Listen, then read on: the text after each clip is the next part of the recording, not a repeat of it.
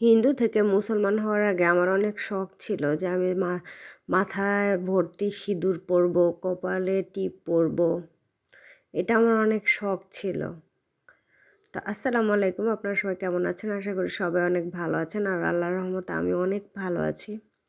তা আমি যখন হিন্দু ছিলাম, আমি তো অন্য ধর্ম থেকে আসছি মুসলমান ধর্মে। তো যখন হিন্দু ছিলাম তখন কিন্তু আমার মন মানসিকতা সম্পূর্ণ আলাদা বা চেঞ্জ ছিল।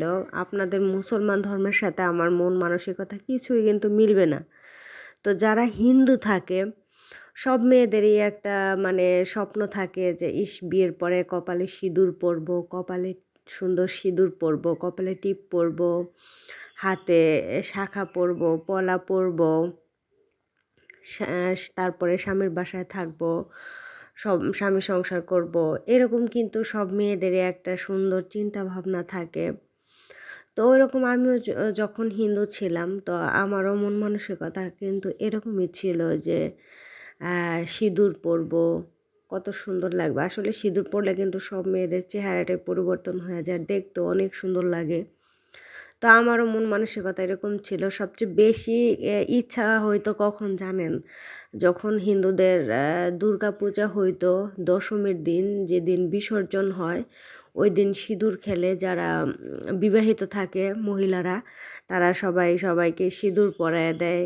তো এই বিষয়টা আমার সবচেয়ে বেশি ভালো লাগতো, আর এই বিষয়টা দেখে আমারও খুব ইচ্ছা হইতো যে যখন আমার বিয়ে হবে তখনও তো আমি এরকম সিঁদুর খেলতে পারবো। আসলে সিঁদুর খেলাটা যখন হয় এত মজা হয় আর এত আনন্দ হইতো, এইটা আসলে বইলা শেষ করা যাবে না। অনেক মজা হয়, অনেক আনন্দ হয়। ওই টাইমে আসলে কারোর মধ্যে রাগ, তারপরে হিংসা, বিদ্বেষ এই জিনিসটা থাকে না। সবাই তখন এক হয়ে যায়। মানে একটু ঝগড়াঝাটি হবে, ওই টাইমটায় সবাই মিলেমিশে যায়। মানে তোমার সাথে আমার ঝগড়া হইছে বা আমি তোমার সাথে কথা বলি না, এই জিনিসটা আর তখন থাকে না। সবাই এক হয়ে যায়, মিলেমিশে যায়। আর সবাই মিলে সিঁদুর খেলে, পূজা দেয়, পূজা মণ্ডপে ঘুরে। মানে এই বিষয়গুলো আমার কাছে খুবই ভালো লাগতো, আর খুবই ইচ্ছা হইতো আমার যে আমিও তো বড় হইলে বা আমার যখন বিয়ে হবে তখন তো আমি সিঁদুর পরতে পারবো। বিষয়গুলো আসলে অন্যরকম। জানি আপনারা আমার কথা শুনে অন্যরকম ভাবতেছেন যে আল্লাহ কি বলে। তো এখন যেহেতু আমি মুসলমান হইছি, এই ইচ্ছাগুলা আসলে দিন দিন কেমন যেন মানে মন থেকে চলে যাচ্ছে। যখন প্রথম হিন্দু থেকে মুসলমান হয়েছিলাম তখনও কিন্তু আমার এই ইচ্ছাটা ছিল যে আমি যদি হিন্দুর ঘরে বিয়ে বসতে পারতাম তাহলে তো হয়তো আমি শাঁখা সিঁদুর পরতে পারতাম। তো এখন আর ওই ইচ্ছাটা নাই। সত্যি কথা যেইটা মনের ওই যে বলে না, চেঞ্জ হয়ে যায় মানুষ, যার সাথে মিশে তখন সে সেই রকম হয়ে যায়। পরিবেশের সাথেই মানুষ পাল্টায়া যায়, মানে পরিবেশই মানুষকে পাল্টায় ফেলে, এইটাই হচ্ছে কথা। আমি যখন হিন্দু ছিলাম তখন ছিলাম একটা পরিবেশে, ওই পরিবেশটাতে যখন ছিলাম তখন কিন্তু আমার মন মানসিকতা হিন্দুদের কালচারাল, ওদের সব কিছু আমাকে টানতো বা আমাকে ওইরকম করতে বা ইচ্ছা করতো, বুঝছেন? এখন যেহেতু আমি মুসলমান ধর্মে আসছি, আমার কিন্তু এখনও ঠিক ওই আগের যে কালচারালটা আমি দেখে আসছি, শিখে আসছি, ওইটা আমার মাথার মধ্যে আর নেই। অটোমেটিকলি চলে গেছে। এখন কিন্তু আমি মুসলমান ধর্মের প্রত্যেকটা জিনিস পালন করি এবং পালন করার চেষ্টা করি। আর মুসলমান ধর্মে কিন্তু অনেক আছে হাদিস, অনেক ভালো কথা আছে, অনেক জ্ঞানী মানে যুক্তি আছে, যেটা আমি জানার চেষ্টা করি। আমার ভালো লাগে জানতে, শিখতে ভালো লাগে।